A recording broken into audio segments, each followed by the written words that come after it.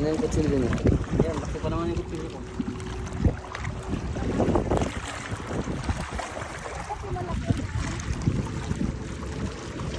Yung ano ha, yung buntot niyang baka pumalo.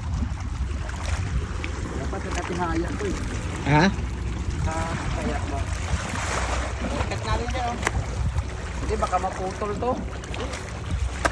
Hindi maputol yan. Ayun na po, dapat naputol.